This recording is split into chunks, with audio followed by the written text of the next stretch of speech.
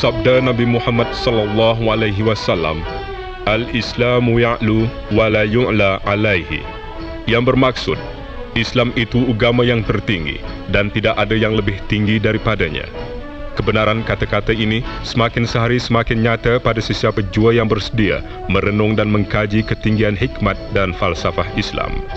Maka kerana kebenaran itulah, dari semasa ke semasa, semakin ramai penganut-penganut agama lain yang dengan keikhlasan sendiri memeluk agama Islam menjadi saudara-saudara baru kita.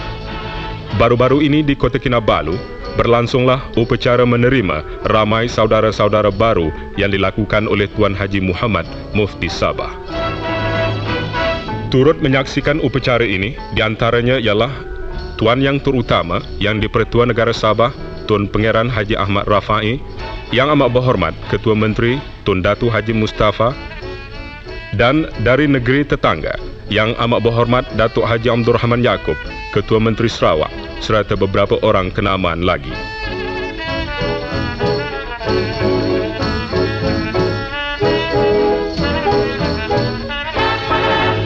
Ketinggian dan kesempurnaan agama Islam terletak pada kesanggupan seluruh penganut-penganutnya mengamalkan segala ajaran dan rukun dalam agama yang universal, agama yang tiada mengenal apa jua batasan, demi membawa umat manusia ke jalan yang benar.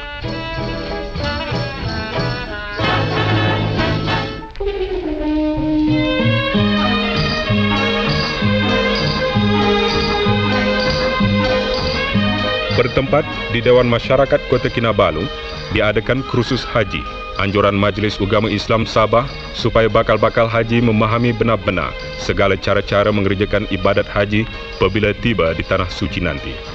Kerana dalam mengerjakan ibadat haji serta lain-lain ibadat bukanlah hanya sekadar gerakan jasmani yang diperlukan, tetapi perpaduan keluhuran rohani adalah penting.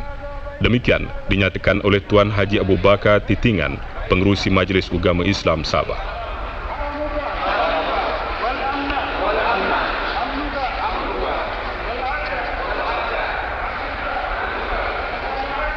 Kemudian, peserta-peserta kursus ditunjukkan pula secara perbuatan bagaimana mengerjakan tawaf, rukun ketiga bagi ibadat haji, serta cara-cara berdoa di multazam yang letaknya antara Hajarul Aswad dengan pintu Kaabah.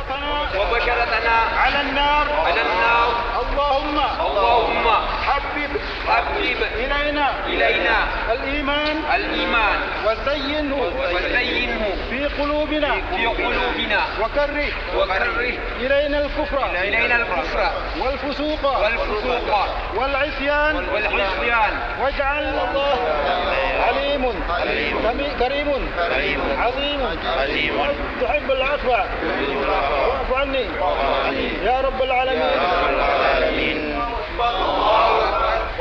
Rukun keempat, sa'i.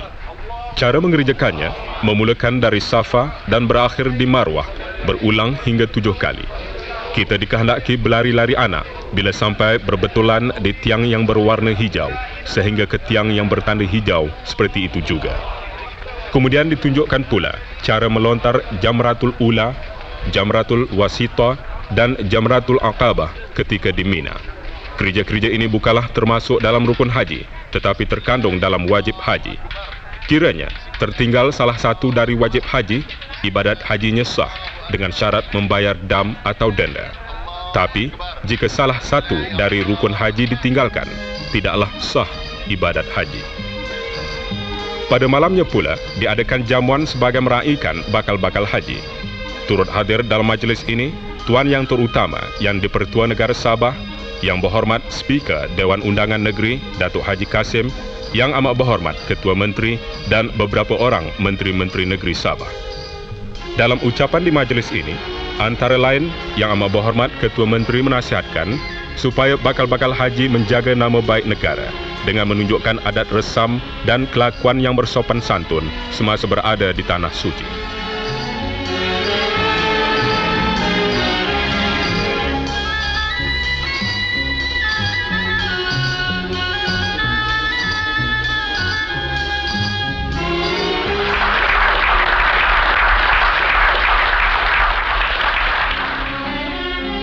Di Astana, Tuan Yang Terutama yang di-Pertua Negara juga mengadakan jamuan selamat berangkat.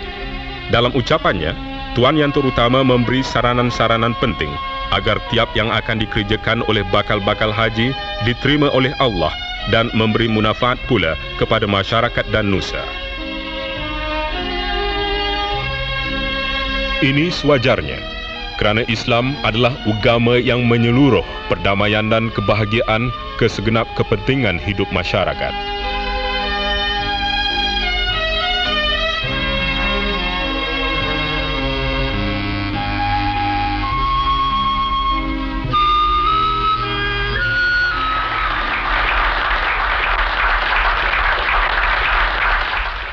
Mengerjakan ibadat haji bukanlah suatu yang mudah. Kerana itu, sebahagian besar dari bakal-bakal haji sering berkumpul beramai-ramai di rumah Datuk Ruzhan Haji Kuntum, penasihat teknik negeri Sabah, untuk memahami dan melancar segala doa-doa yang bersangkutan.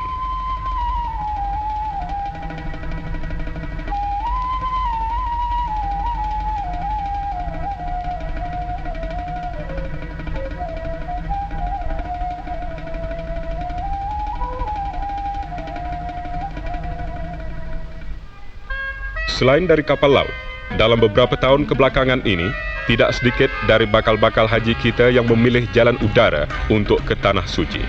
Ramai juga bilangannya dari saudara-saudara baru kita yang turut serta menunaikan rukun Islam yang kelima tahun ini.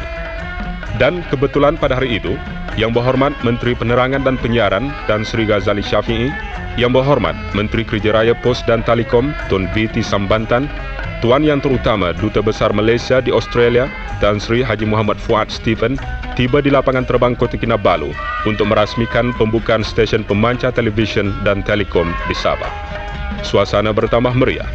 Kemesraan perhubungan antara menteri-menteri dan ketua-ketua negara dengan rakyat ternyata sekali.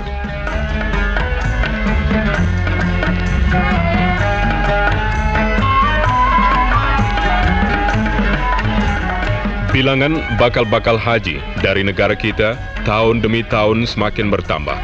Ini suatu dalil bahawa semua rancangan-rancangan dan usaha-usaha kerajaan membangunkan negara kita untuk meninggikan taraf hidup dan ekonomi rakyat mencapai kejayaan yang sewajarnya.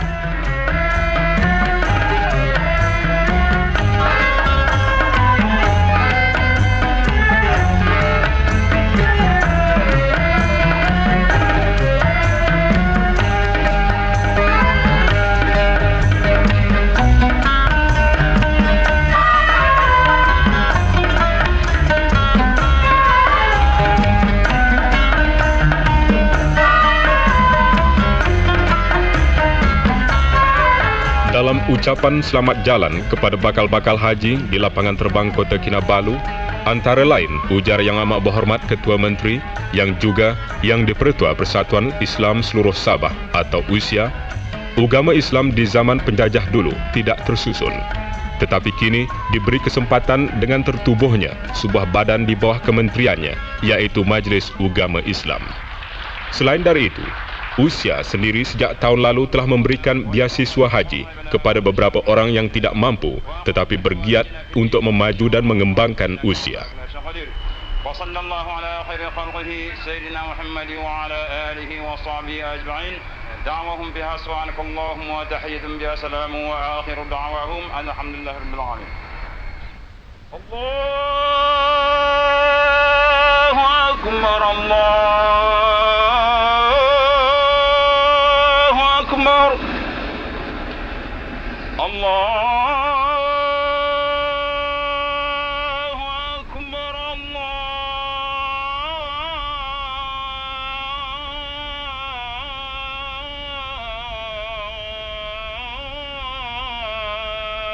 akbar.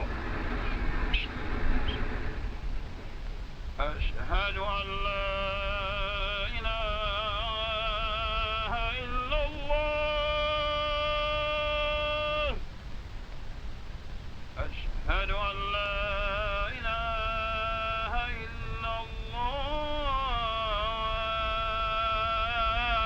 Selamat jalan, wahai tetamu Allah, kerana menyempurnakan kewajipanmu selaku umat Islam.